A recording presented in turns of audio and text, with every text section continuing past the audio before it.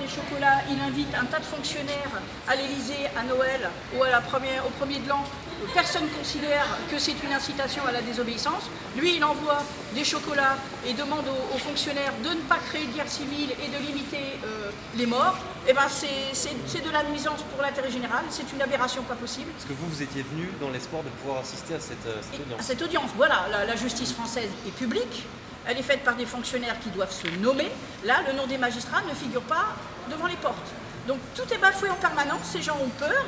Ils ont peur parce qu'ils violent la loi en permanence. Voilà. C'est une décision que vous regrettez? Comment est-ce que vous prenez? Mais c'est du fond d'écriture. C'est du fond d'écriture. Donc juridiquement, au regard du droit français, tout ce qu'ils écrivent n'a aucune valeur. Et c'est sur des choses qui n'ont aucune valeur qui génèrent de la souffrance. Voilà. Vous étiez venu pour le soutenir en fait? On est tous venus pour le soutenir, pour lui dire que la pédocriminalité, c'est dans le code pénal, hein, c'est du crime.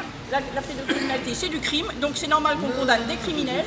Hein, et qu'ici, on réclame tous, hein, si je ne me trompe pas, l'application du droit français et pas autre chose, et pas le droit des pédocriminels. Voilà.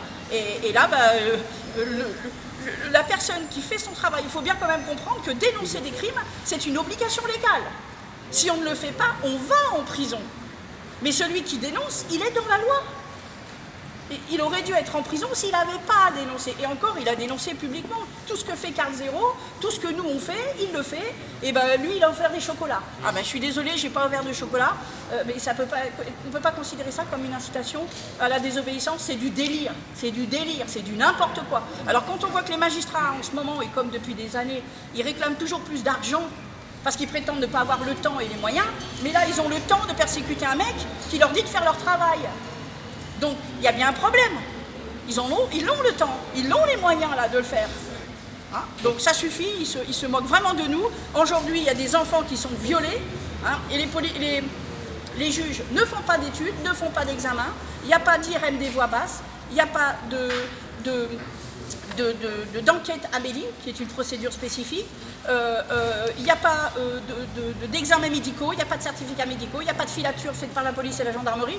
Donc la France est le supermarché des pédocriminels et il y en a marre. Il y en a marre qu'on nous prenne pour des cons. Hein. Et partout en Europe, ça doit être dénoncé. Les Anglais ont balancé 600 pédocriminels il y a plusieurs années. La France n'est pas capable de mettre un pédo en prison. Ça suffit, quoi. Par contre, on met un anti-pédo en prison. Ça suffit. Ça suffit, il y en a marre. Qu'est-ce qui va se passer pour vous maintenant que vous savez que vous ne pouvez pas assister à cette audience? Eh ben, tout le peuple français devrait être là, parce qu'on a tous des enfants potentiels, et donc c'est démentiel. Et qu'est-ce qu'on peut faire? Eh ben, on va faire ce qu'on peut, des inscriptions faux, on va dénoncer publiquement, point par point, élément par élément. On va démontrer aux Français 1000 fois que tout ça c'est aberrant, pour avoir peut-être un tout petit résultat, mais c'est inacceptable.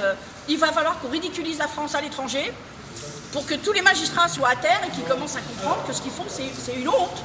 On les paye pour faire appliquer le droit français. Et dans le code pénal, dénoncer, c'est une obligation. Dénoncer des criminels, c'est normal.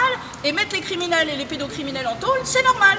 Bon, bah voilà, si c'est normal, pourquoi on ne le fait pas? Est-ce que je peux prendre votre prénom, madame? Hélène Lombard. Hélène Lombard. Moi, je suis responsable de rendez-nous-nos-enfants.org. Je me bats contre les placements abusifs des enfants à l'aide sociale.